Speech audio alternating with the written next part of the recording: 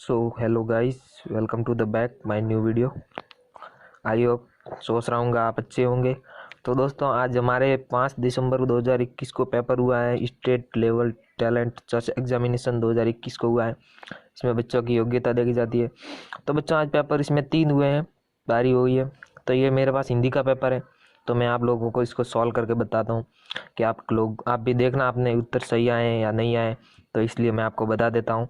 तो चलिए मैं अपना पेपर आपको शुरू करके बता देता हूँ। देखिए क्या हुआ था कि पहला सवाल था कि निम्नलिखित में से भाववाचक संख्या रूप है। तो मैं आपको बता दूं, निम्नलिखित में से भाववाचक संख्या रूप कौन सा है।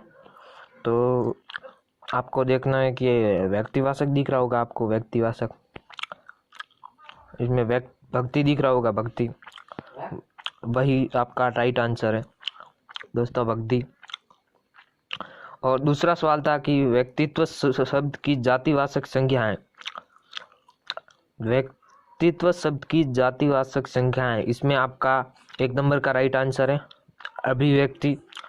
अभिव्यक्ति आप लोग देख ही रहे होंगे, अभिव्यक्ति, इसमें 1 नंबर का आप लोगों का राइट आंसर है। और चलिए तीसरे क्वेश्चन पर चलते हैं। तीसरा क्वेश्चन है, संख्या के स्थान पर प्रयुक्त होने वाले शब्द कहलाते हैं। संख्या के स्थान पर प्रयुक्त होने वाले शब्द, आप ये तो सब लोग जानते ही होंगे, समास कहलाते हैं। ये हमारे समास 3rd नंबर पर। चौथा सवाल है, जो सोएगा सो खोएगा, पंक्ति में सर्वनाम का कौन सा भेद है। तो इसमें आप लोगों का राइट आंसर होगा संबंधवाचक सर्वनाम। संबंधवाचक सर्वनाम होगा। और फिर 5वां सवाल पर चलते हैं, क्या होता है। 5वां सवाल है, नीला आकाश मन को आकर्षित करता है, वाक्य में रेखांकित शब्द में विशेषण है। इसमें नीला आकाश, आकाश की एक मतलब कि नीला होता है, तो उसमें गुण दिखा रहा है, इसका गुण। तो इसका राइट आंसर होगा गुणवाचक विशेषण, 2 नंबर पर। चलिए 6ठे क्वेश्चन पर चलते हैं। 6ठा क्वेश्चन है, इसका विशेषण की कितनी अवस्थाएं होती हैं। दोस्तों, ये तो आप सब लोग जानते होंगे, विशेषण की 4 अवस्थाएं होती है। तो 4 नंबर वाला आपका राइट आंसर होगा। तो चलिए 7वें क्वेश्चन पर चलते हैं। 7वां क्वेश्चन है, निम्नलिखित में से पूर्ण कालिक क्रिया का वाक्य कौन सा है। तो निम्नलिखित में से पूर्ण कालिक क्रिया का वाक्य होगा, ये तो आप सब लोग जानते ही होंगे कि इसमें वह पढ़कर सो गया। तो 1st नंबर का आंसर आपका राइट होगा, वह पढ़कर सो गया। तो चलिए 8वें क्वेश्चन पर चलते हैं। 8वां क्वेश्चन है, सकर्मक क्रिया में मुख्यतः कितने भेद होते हैं। तो इसमें 2 भेद होते हैं, यह तो आप सब लोग जानते ही होंगे। तो चलिए आगे पर चलते हैं, इसमें 2 भेद होते हैं। तो चलिए 9वां क्वेश्चन पर आते हैं। 9वां क्वेश्चन है, आज कक्षा 9 की परीक्षा है, दिए गए वाक्य में रेखांकित शब्द में अवयव है। तो आज में कालवाचक अवयव होगा, तो दूसरा आपका आंसर राइट होगा। तो फिर 10वें क्वेश्चन में, निम्नांकित शब्दों में विषयवादी बोधक अवयव हैं। तो इसमें 3rd नंबर में आपका राइट होगा धन्यवाद। और चलिए 11th क्वेश्चन पर चलते हैं। 11th क्वेश्चन में निम्नांकित में से उपसर्ग युक्त शब्द है। तो इसमें आपका पहला आंसर राइट होगा विभाग, विभाग। फिर 12वां क्वेश्चन आते हैं। 12वां क्वेश्चन है, परहित शब्द में पर उपसर्ग का अर्थ है। तो पर उपसर्ग का अर्थ होगा दूसरा, आपका 3rd नंबर पर दूसरा लिखा हुआ, ये सही होगा। तो फिर आते हैं 13वें क्वेश्चन पर। 13वां क्वेश्चन है, पारंपरिक शब्द में प्रत्यय है। पारंपरिक शब्द में प्रत्यय है, तो इसमें एक प्रत्यय है, देखिए पीछे लगा हुआ है पारंपरिक, इसमें एक प्रत्यय, 4 नंबर का आंसर राइट होगा। तो चलिए 14 क्वेश्चन पर चलते हैं। 14वां क्वेश्चन है, गर्मी शब्द में प्रत्यय का कौन सा प्रकार है। ये बहुत इंपॉर्टेंट क्वेश्चन है। देखिए कि गर्मी शब्द में प्रत्यय का कौन सा प्रकार है। तो इसमें गुणवाचक तदित प्रत्यय, इसमें 3rd नंबर वाला राइट होगा, गुणवाचक तदित प्रत्यय। तो 15वां क्वेश्चन पर चलते हैं। चलिए 15वां क्वेश्चन है, नंदन शब्द निम्नांकित में से किसका पर्यायवाची शब्द है। तो ये इसका पुत्र, आपको दिख रहा होगा पुत्र, 3rd नंबर आंसर राइट है। तो चलिए 16वां क्वेश्चन पर चलते हैं। 16वां क्वेश्चन है, देवता शब्द का निम्नांकित में से पर्यायवाची शब्द है। तो देवता का होगा निर्जर। तो 1st नंबर पर निर्जर लिखा हुआ, वही निर्जर होगा। तो चलिए आगे क्वेश्चन पर चलते हैं। चलिए हम 17वां क्वेश्चन पर आ चुके हैं। तो 17वां क्वेश्चन है, राग शब्द का विलोम शब्द है। राग का द्वेष होगा, 4 नंबर पर द्वेष दिख रहा होगा, तो ये द्वेष होगा। फिर 18वें क्वेश्चन पर आते हैं। 18वां क्वेश्चन है, आदर शब्द में कौन सा उपसर्ग लगाया जाए जिससे उसका अर्थ अपमान बन जाए। तो इसमें निरशब्द उपसर्ग लगाया जाए तो उसमें आपका अपमान बन जाएगा। फिर 19वें क्वेश्चन पर आते हैं। 19वां क्वेश्चन है, आदि व्याधि श्रुति सम भिन्नार्थक शब्द युग्म का सही उत्तर विकल्प है। तो इसमें 2 नंबर पर आपको दिख रहा होगा मानसिक कष्ट और शारीरिक कष्ट, दूसरा आंसर राइट होगा। फिर आते हैं 20वें क्वेश्चन पर। 20वां क्वेश्चन है, कृष्ण कृपाण और श्रुति सम भिन्नार्थक शब्द युग्म में सही उत्तर विकल्प है। तो इसमें आपका 3rd नंबर पर लिखा हुआ है कंजूस और तलवार।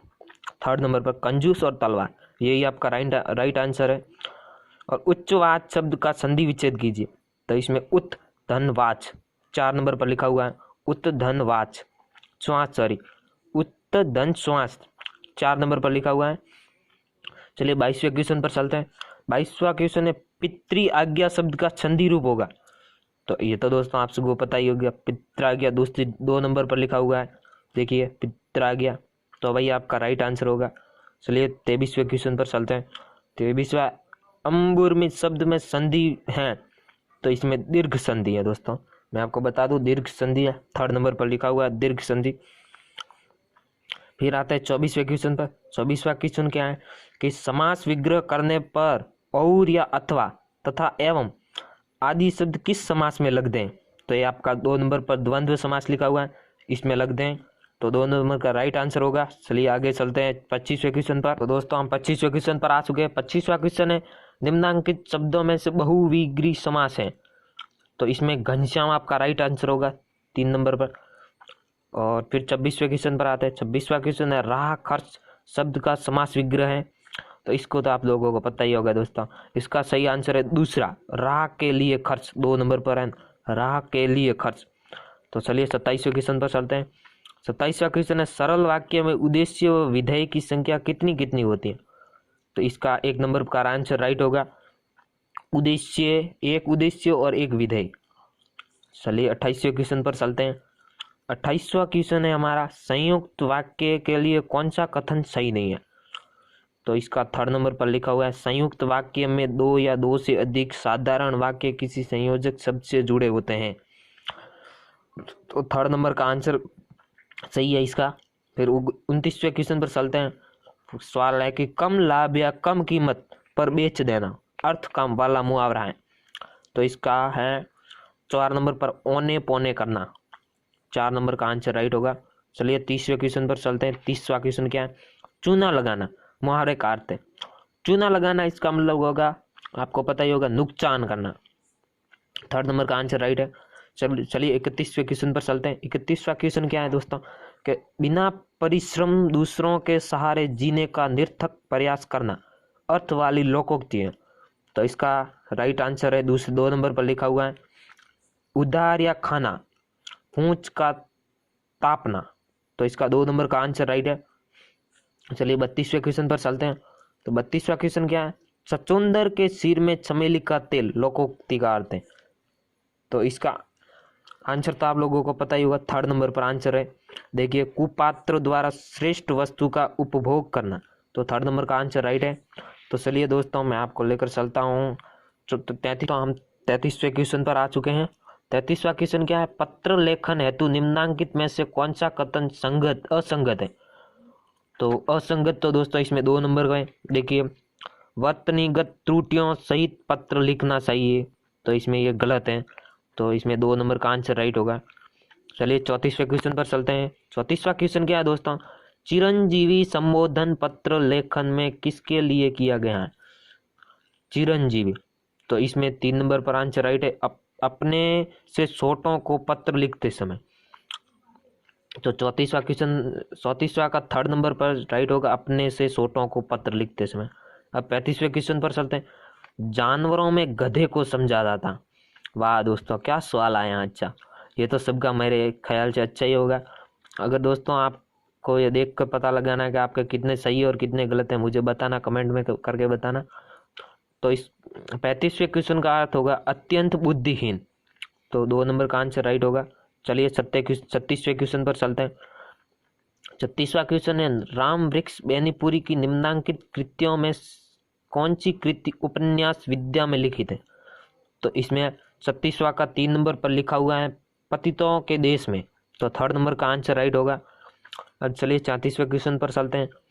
34वां क्वेश्चन है, युत्थांग का अर्थ है, इसका अर्थ है पर्वत, 1 नंबर का आंसर राइट होगा, पर्वत पर्वत। 38वें क्वेश्चन पर चलते हैं। हारिल पक्षी की विशेषताएं। हारिल पक्षी एक ऐसा पक्षी होता है जो अपने पैरों में सदैव एक लकड़ी पकड़े रहता है जिसे वो कभी नहीं छोड़ता, तो इसका 2 नंबर का आंसर राइट होगा। वह अपने पैरों में सदैव एक लकड़ी पकड़े रखता है जिसे वह छोड़ता नहीं है, तो 2 नंबर सही होगा। 39वां क्वेश्चन है कि सूर्यकांत त्रिपाठी निराला की कविता उत्साह है, तो इसका 1 नंबर का आंसर राइट होगा। आह्वान गीत, वो मतलब आह्वान कर रहा है रे, तो इसमें 1 नंबर राइट होगा। चलिए 40वें क्वेश्चन पर चलते हैं। मेरे संग की औरतें स्मरण में लेखिका मृदुला घर का नाम क्या है? तो उसके घर का नाम गौरी है, 2 नंबर का आंसर राइट होगा, गौरी। आई होप दोस्तों ये आज का मेरा पेपर पूरा हो गया। आई होप दोस्तों आपको अच्छा लगा हो। अगर आपको अच्छा लगा हो तो इस वीडियो को लाइक करना और सब्सक्राइब करना ना भूलें मेरे चैनल को, ताकि आप हमारे चैनल के हर विषय मतलब कि हर एक चीज़ को कभी मुक्त छोड़ ना सके। तो इसका पेपर मैं आधे घंटे के बाद बनाने वाला हूँ। दूसरा पेपर है, 3 पेपर हुए थे, तो दूसरा पेपर मैं आधे घंटे के बाद बनाने वाला हूँ। तो दोस्तों आई होप आपको अच्छा लगा हो वीडियो। अगर वीडियो अच्छा लगा हो तो लाइक करना और हमारे चैनल में पर नए हो तो सब्सक्राइब करना ना भूले। धन्यवाद दोस्तों। अगला पेपर मैं जल्द ही लेकर लौटूंगा। बाय।